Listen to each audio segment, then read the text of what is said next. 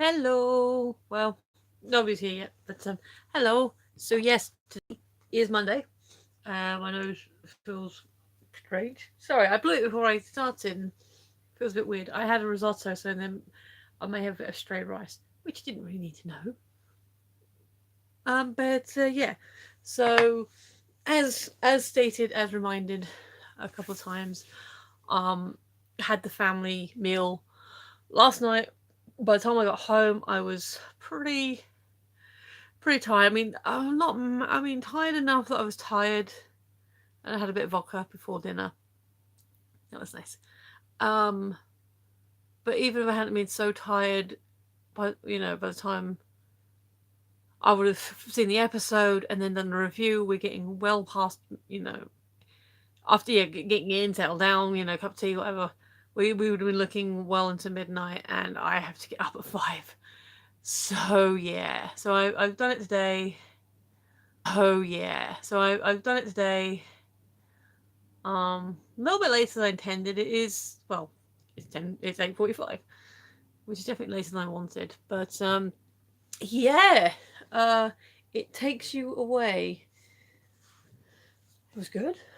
Um, there's a lot going on in this episode. So for those of you who are new, obviously, okay, so if you're watching live, but I can see that nobody's currently watching live, and I'm wondering actually because I'm doing it on a different day if I'm going to get my usual gang of people or if I'm going to get new people, or a bit of both.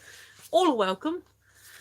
But if you're watching this later on, and if this is your first time here, um, I speak generally broadly about the episode first, give sort of very vague thoughts and feelings on it.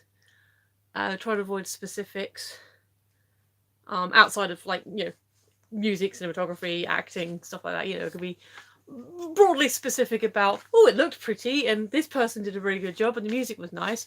But actual plot elements, that the stuff you don't want to know if you haven't seen the episode, that I sort of keep out of the vagaries in the first bite.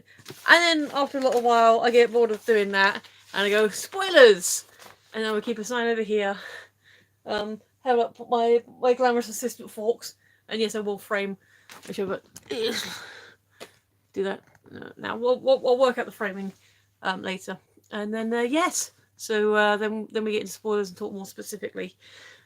So yeah, sorry, I'm just I was playing with a tripod the other day and it's not quite right. That'll do. Um, I think the table's moved. Anyway, how are you all? I'm tired. Let's do this. This was a vast improvement over last week's.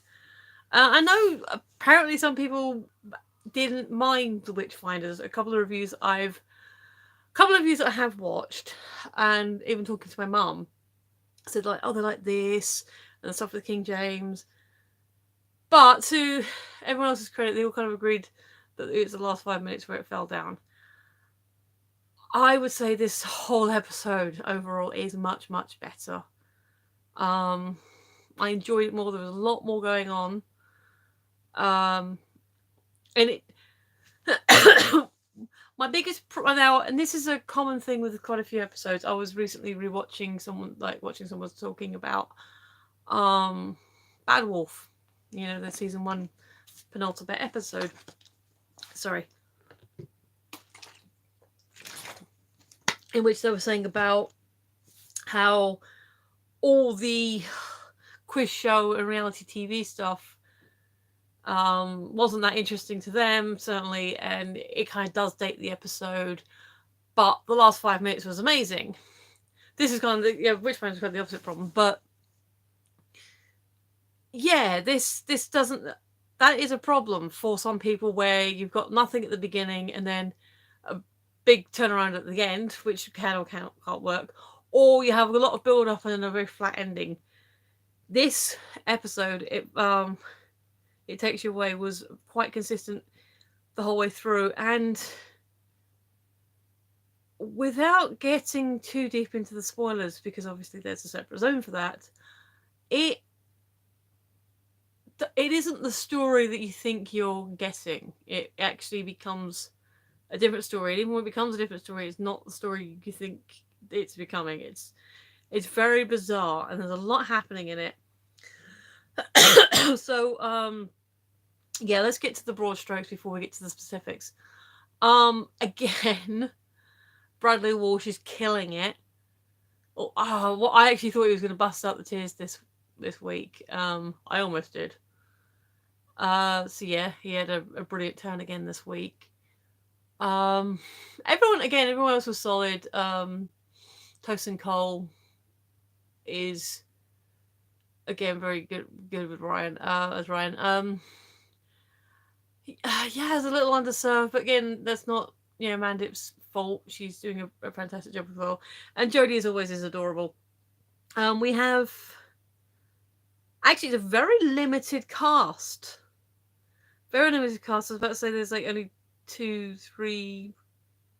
Yeah, you got the main crew and then 4 others, so it's like really tight casting. Like 8 people, all have dialogue. But the main guest star, whose name I didn't catch, I did try to. Oh, hello. I did try and catch their name, but it went too fast. Is the young girl who I presume is Norwegian, or at least Scandinavian, who played Hannah, the blind girl hero heroine of the story. She was very good. I don't know if that young actress has done anything before. I don't know if she's really blind or if that was just good makeup. I know there is like a lot of Scandinavian TV that's coming over, like The Bridge and the one with the woman in the jumpers. I can't remember the name of it because I didn't watch it. And I hear good things about it. So I don't know if she maybe did turn that or just some stuff at school. But yeah, she was very good. She had a lot of emotional stuff to carry, and she carried it well. Hello. No, I mean, hello. Oh, Eliza, hello. You know what? Sometimes stories work well with a bigger cast. But I think for this story, and I don't know if you've seen the episode. Sorry, Eliza, if this is your first one. We're in the non-spoilery bit at the moment, but there will be spoilers later. So if you want to watch the episode, I would recommend seeing it first. But I appreciate you being here for now. But this story, the story that they've told, works with a small cast. Sometimes you want a big cast because you need a big cast to tell the story. Sometimes you want a small cast, and this worked with a small cast. Like I said, you've got your 4 main guests, your 4 main people, and your 4 main guest stars, your speaking roles. So yeah, I genuinely really enjoyed it. Like I said, a vast improvement on last week's. It was just good. I don't know how much more I can say about it. I mean, I guess you start at the beginning. There are there. Okay, this is the thing I have to get out of the way first because I was going to do it earlier and I forgot. So they're in Norway, and then Graham's like looking. Is that a lovely fjord? It is a fjord, isn't it? And so I have to do the thing. Pining for the fjords. Okay, I'm good now. Bonus points for getting that reference. Actually, that's not bonus points because that's a common sketch. But yeah, so we're in. What I presume is genuinely Norway, and again, brilliant use of the local area for its photography. And they're doing the thing where they're shot from. They're in the woods, so they're shot in like a gap between the trees, looking out over the fjord. The Doctor describes it as one of the wibbly bits at the top, which is quite cute. But it reminded me of a meme. You may have seen it yourselves, where it's this some hair metal, but I don't know who they are. But it's, I think it is either Norwegian or Scandinavian. But it's like most Scandinavian park wardens' job is rescuing metal bands after they've posed for their album covers. And that opening shot kind of reminded me of that meme. There is a cute joke. Again, this is right at the beginning, so I don't really consider it a spoiler because it's certainly not story specific. Where the doctor's going around, she's trying to work out when and where they are. It's definitely not. She's eating dirt. She's evolved from licking it to eating it. And to be fair, she does share it. But there's a sheep comes out and he says, "Stand back." Oh, it's okay. We're still in 2018. It's all right. So, and apparently in just under 2 centuries, there's going to be a massive renegotiation in human-sheep relationships, and it's going to be bloody. So, yeah, the doctor is apparently scared of sheep because she knows what happens. So, yeah, outside of that, outside of it being, solid performances all round, and a vast improvement on last week, I really can't talk about it much more without... Oh, Jodie is adorable as the 13th Doctor. Yeah, I've said that. I've said that from episode 1 that Jodie's adorable as the 13th Doctor. So yeah, she's fantastic. So Eliza, I'm about to get into spoilers. So if you don't want to stick around, I won't be offended. Thanks for coming. And if you don't mind being spoiled, we are now officially entering the spoiler zone. It is you've got until I've finished setting up with Forks to decide if you want to stick around. Okay. So yeah, how are you doing anyway? Because for those of you wondering why I'm so wonderfully chatty with Eliza, remember how I said the other day that Erin was doing a live stream and that we all decided to follow each other and sub to each other's channels? Eliza was one of the people that decided to sub to my channel. And I thank her for it. And it's nice to see you here. And yes, so this is what I look like. So yes, in other lives, in other people's streams, I am Phoenix. So yeah, come here. Right, how's that? Looking good? Oh, alright. Well, you're here, so that's nice. Does that look good? You see the sign? Yeah, we're in focus, aren't we? Yeah. Oh, thank you. Oh, you're flattering me now. But when you get a 16-year-old telling you you're beautiful, Australian 16-year-olds as well, so you know they got to look pretty because Australians always look pretty. But anyway, we are officially into the spoiler zone. Last chance to get out if you want to. So this story starts as a lost child abandoned. Well, not lost. She's in a house that is boarded up because there be monsters, and turns into a spooky cave. How do we get out the situation type story into a whole mirror parallel universe? What the hell's going on here adventure. It has a lot of twists. Oh, and there's like a whole bunch of feels in the meantime. So yeah, so they've looking over the fjords, pining away, and Ryan notices a house in the distance, and the doctor comments, village, middle of nowhere, in Norway, in winter, no smoke. We should go check it out. And they do contemplate the idea that maybe it's a winter rental. It's a rental house that, it's not always occupied. But they decide to check it out anyway. And when they go inside it, they approach it and it's all boarded up with wood everywhere. And Yaz noticed it's not like, regular DIY. It is boarding up to, keep people out. So the doctor breaks in because they see movement inside and says, "Should we go in then, just to reassure ourselves?"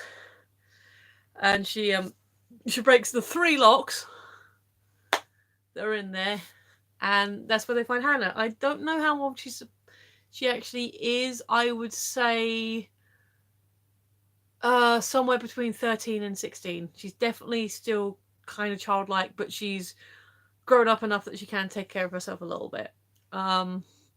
Except for the fact that she is blind, which they don't work out immediately. They sort of say, and then, like, the doctor watches her at the sink, sort of feeling her way around. It's like, oh, okay, you're blind. All right. So they take care of her. she talks about how her dad disappeared, has gone, because her mum died. So they came from Oslo to the house, and her dad sort of disappeared, and there's a monster outside, and so obviously Hannah's childlike conclusion is that the monster got her dad. And it's sort of creepy bit when the monster starts, because they're outside, they're looking around, and then her watch beeps, and she said, "We have to go inside. This is when they come out." So you think that you're in for a possibly quite tense monster movie, home invasion, protect the kid, find out what's going on kind of story, and then it kind of goes in a different direction, because they're investigating in the shed. Ryan and Yaz are. Sorry, I'm really tired. And they say, "Oh, what's that smell?" And Ryan finds a light, and there's like pheasants hanging down, like birds hanging from the ceiling. That's not normal. So, and that's it's for Norway, and makes sense. They're in the middle of nowhere, trapping birds for eating is. And pheasants quite nice, I think. I don't actually have I had pheasant. I don't know. Just a quick sidebar on my views on hunting. I haven't mentioned it before. Hunting for the sake of it, I'm not a big fan of. Like, if you're trophy hunting, but if it is for food that you're intending to eat or provide for somebody else, then it's fine. It's not going to waste. So yeah, they think, okay, they're hanging the pheasants. That's probably not that unusual. Oh, the bear and monster and scary traps might be a little bit weird, so they like freak out and say to the doctor about it. But yeah, so they all run inside. Hannah ends up hiding under the kitchen table, going, "It comes for you, it comes for you." Like it takes you away. That's it. It takes you away. She's basically repeating the title, and yeah. So Graham's upstairs keeping watch. Can't see anything out the window, but hears a noise, and then looks at a mirror that isn't a mirror. He can't see himself in it. And then Ryan comes up and watches him looking at it, and he's like, "What's going on?" "Oh, we've got someone else. Hello." Oh no, they've gone again. Never mind. So the mirror turns out to be a portal to another dimension. Kinda. So the doctor puts her head in first and said, "Oh, that was weird, maybe 7 out of 10, give it 6.5, bit of a wonky head." So yeah, they basically step through the mirror. Well, the doctor wants to go through it, and everyone's like, "We're going with you." And Hannah's like, "I want to come too. I want to find my daddy."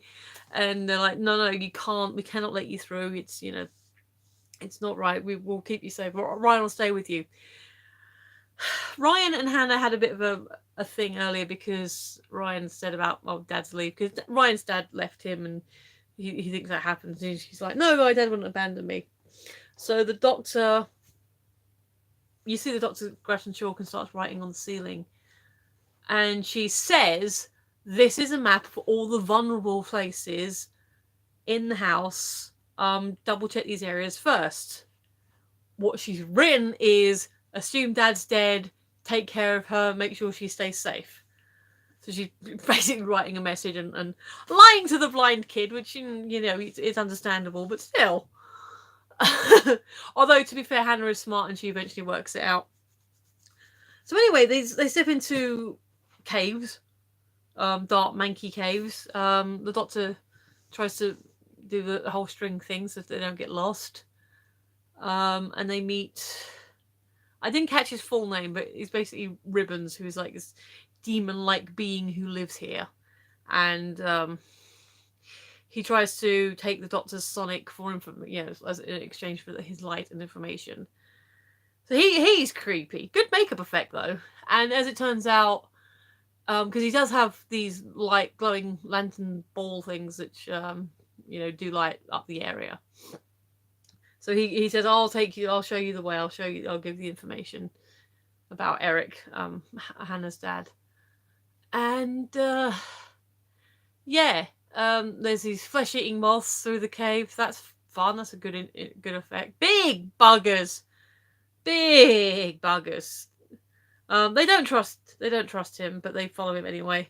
Um, he says about Graham being geriatric, and he says, "I'm not the one who smells the pee." And Ribbons is like, "That's not my own. That's not my pee." And the doctor threatens him. She's like, "You might want to rethink about what you're doing because you don't want those to be your last words." I'm like, "Yes, I like that." So yes, Jodie's adorable. We've established that. So yeah, so now we're into creepy gothic cave. How do we get out this situation? There are scary flesh-eating moths flying around. Part of the story, but that still is not the whole story. So I've kind of skipped a bit, which is actually an important bit. So the doctor tells Yaz a story about Granny Five that Granny Five told her as a bedtime story. And on a side note, I kind of want to see fan art of the Fifth Doctor in Granny garb because that's what I thought of. Yeah, Granny Five sounds awesome. But basically, she's telling the stories, a bedtime stories, a mythology of. And this is such an important word. Centroflax. I really should remember this word because it's important to the story. But basically, this being or entity that predates the organized universe, like the ideas, the matter, the math, the physics, kind of existed, but it couldn't form and make sense because the because the center of okay, I need to give him a name. No, we're gonna call it Doodles. That's not what it's called. It begins with C or an S or something, and it is basically a conscious universe. And the reason our universe could not form is because it wanted companionship. It wanted to, it's not malicious. It just wanted to be with life, but life couldn't exist in the same plane that it does. So yeah. So we're in the spooky. So Yaz is saying, your grandma told you the story as a bedtime story. It's only when I couldn't sleep. So yeah, it's an interesting mythology actually, like a pre-universe, not an origin story necessarily, not a Big Bang theory, but a what could have existed before, like the thing that existed before time. And this is an idea and something that's sort of been explored not too before, especially with the stories involving Omega. So it's not that unusual a concept in this universe, but it's the first time we've heard it. Centroflax? We're going to stick with Doodles for now. So they're doing the whole spooky cave thing. And this is what I'm saying about Ribbons' makeup effects, because he's got like typical demonish like thing. He's got like big ears and like a spiny horns on a thing, like no hair, like kind of veiny looks. But when the moths attack en masse, they cause his balloon light to go out, his lantern to go out, and then you see he's actually got like points on his highlights, which are like UV. Well, they probably did with UV paint, but it's like UV highlights on his face, which I thought that looked kind of cool. So as a makeup, as a alien creature makeup effect, I'm using the term alien because I'm not sure how else to describe him. He's not of our planet, so alien by definition. It's a lot better design than the mud monsters last week. More creative is what I felt. So yeah, now we're in the creepy cave portion of the story, trying to work out where they are, which, as it turns out, is something called anti-space. I'm really tired. Words are failing me at the moment. So yeah. the Doctor's kind of freaked out about that. So they're basically trying to explain that the anti-space is basically if there's two things that rubbing against each other shouldn't be rubbing against each other, then the anti-space forms between them to stop them coming into contact and bad things happening. Meanwhile, back at the house, Ryan and Hannah, Ryan's like, why don't you trust me? He said, you lied to me. You said my dad would leave me and all this stuff. And there's noises outside, and he's like, how about we put the fighting to one side and we'll worry about this later. We'll just keep the house safe. She works out he's lying because she's like, the Doctor was writing something. Why don't you tell me what she wrote? Anyway, Ryan finds he starts following this wire, and it turns out that the scary monster noises are just the speakers in the garden. So for some reason, Eric is trying to scare his own daughter. Which kind of leads into the third act, part, story, concept, genre.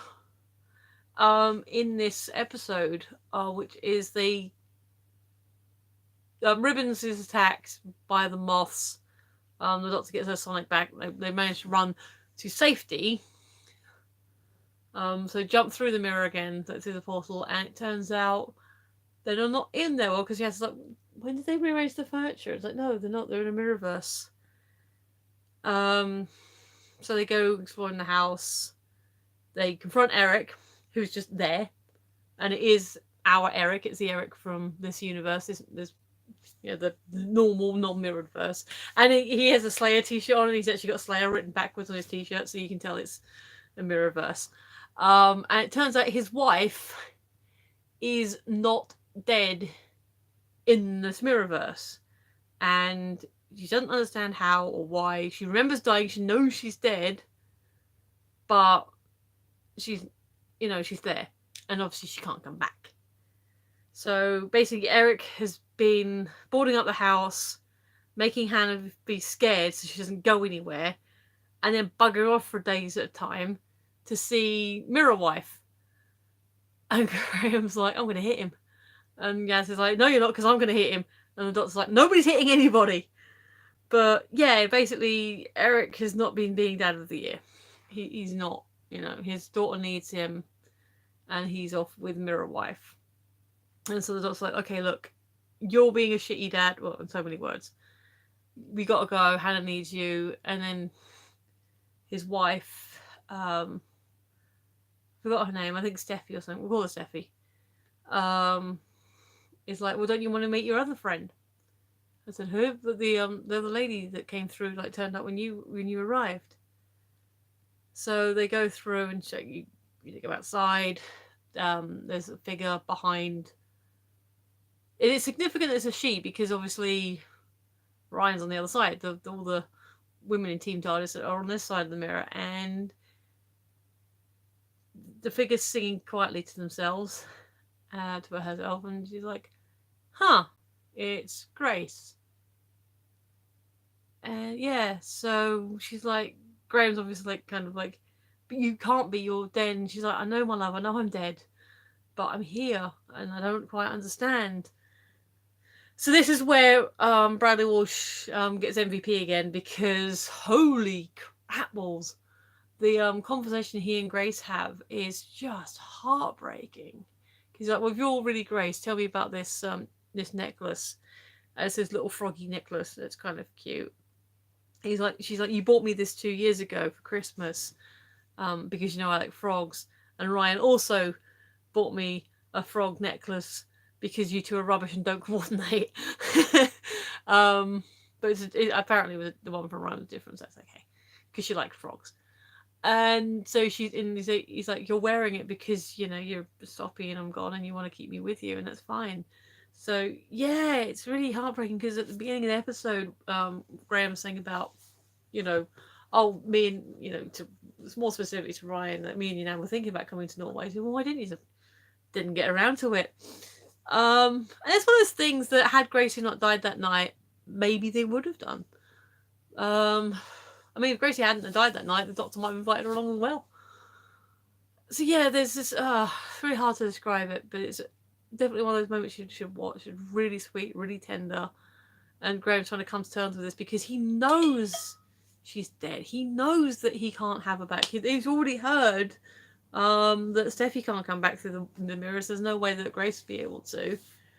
And it's just, it is heartbreaking to watch. It's beautifully done, but kind of heartbreaking. So I can hear noise in the bedroom, so I'm going to probably have to wrap up and make this a shorter one. So yeah, so basically it turns out this mirror universe is created by Doodles.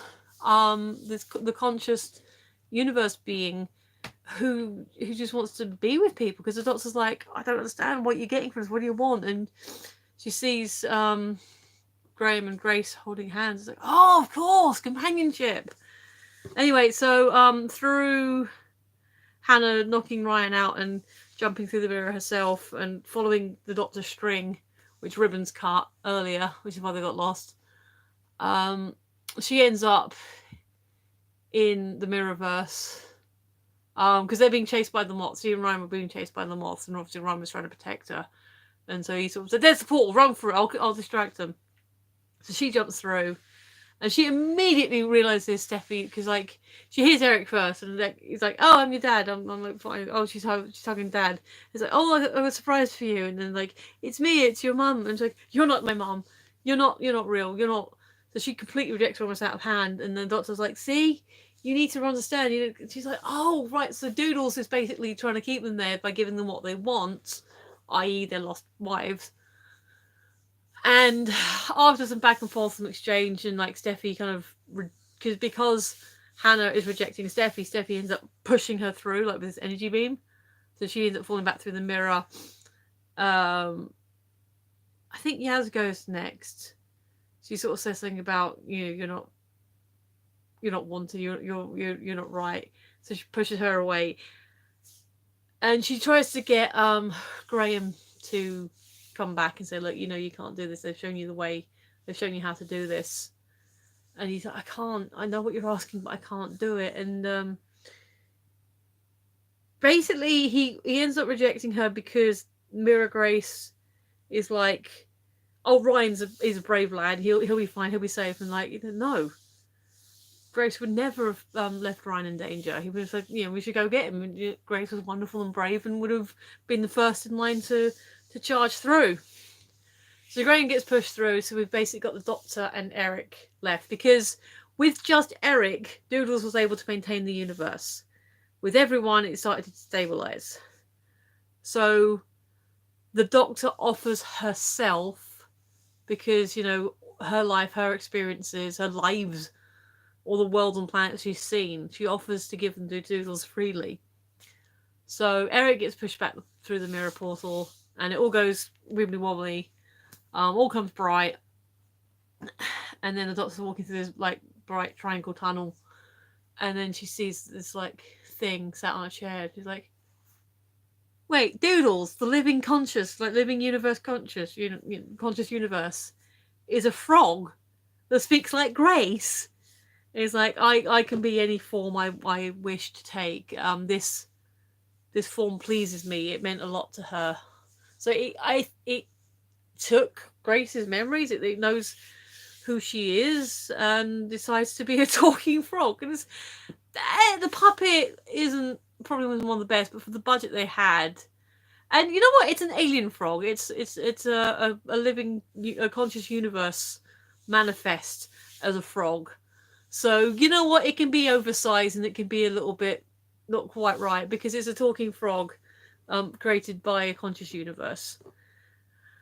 And basically, it's like, she's like, "Tell me." Well, it's like, tell me everything. So words can't explain it. It's mad and beautiful and huge, and the Doctor really genuinely likes Doodles. She likes this creature. She likes what it represents. But she's like, it's still failing. If I stay here, then we could both die. It will all be for nothing. You won't get anything. Doodles is like, initially, like, or you're just trying to get me to push you away. So no, I want to stay. I want to give you my stories. I want to tell you that I want to be your friend.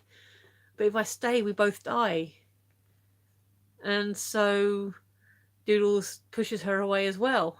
And that's a funny image. You've got this frog lifting up a hand and like the light energy pulsing from her. I as manifests as a legend, as a mythology, I think the idea of Doodles is an interesting one. But as manifest as a frog, Doodles is adorable. I want a Doodles flash. So yeah, the Doctor makes it through the portal because obviously the anti-space thing is collapsing all around them. It's all collapsing, and yeah, she makes it through last minute. She's like, yeah, weird day. Made friends with the universe. Cool. So yeah, I'm not sure what happened to Doodles. I think they've just flown off on their merry way, sort of, observing our world but can never be part of it because clashes.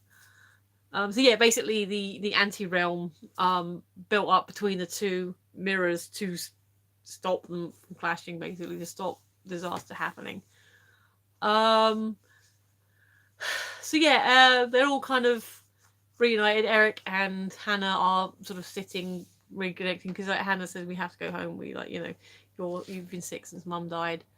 So they're home, and where Eric's sitting, he can look up and sees the message the Doctor wrote. Assume the dad's dead, take care of her, and like he doesn't say anything, but he's like, oh yeah, I kind of, all right, I messed up. And he's like, so basically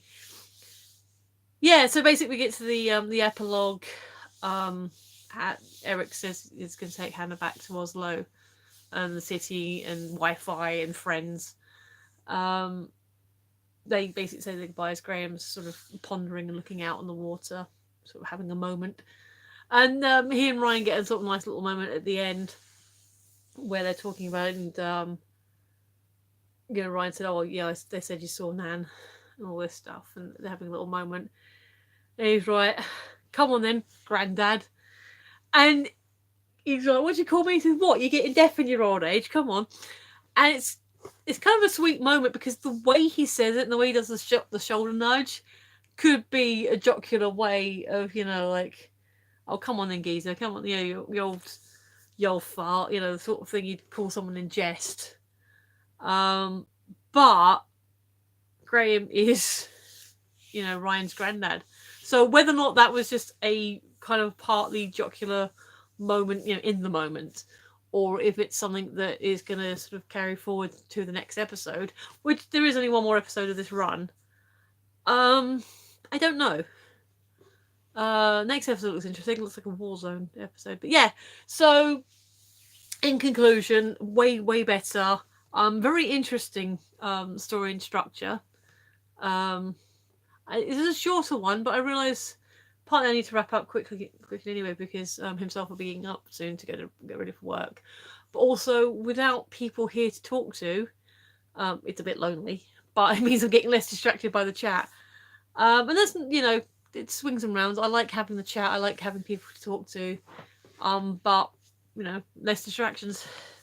But yeah, and honestly, it's definitely up there. Oh yeah, that was one of the things Graham was telling Grace about all his adventures. He's like, I met Rosa Parks. I've been on any planet, and so she's like made up for it. So he's got to share these experiences with Grace one way or another. That was sweet. But yeah, way better than last week. I think it's definitely probably my. I know I'm not good at ranking. Maybe I'll try and rank them. It will be a few weeks after the end of the series, probably New Year. But yeah, no. Definitely in the top half of my ranking if I were to rank them. Good episode, good acting. Like I said, the guest actors, especially the young girl playing Hannah, was also like, oh, hello. I'm just on the sign off. Actually, I don't know who you are. If you're Liza again or somebody else, but yeah, basically, oh, bye. Never mind then. I liked it. It was fun.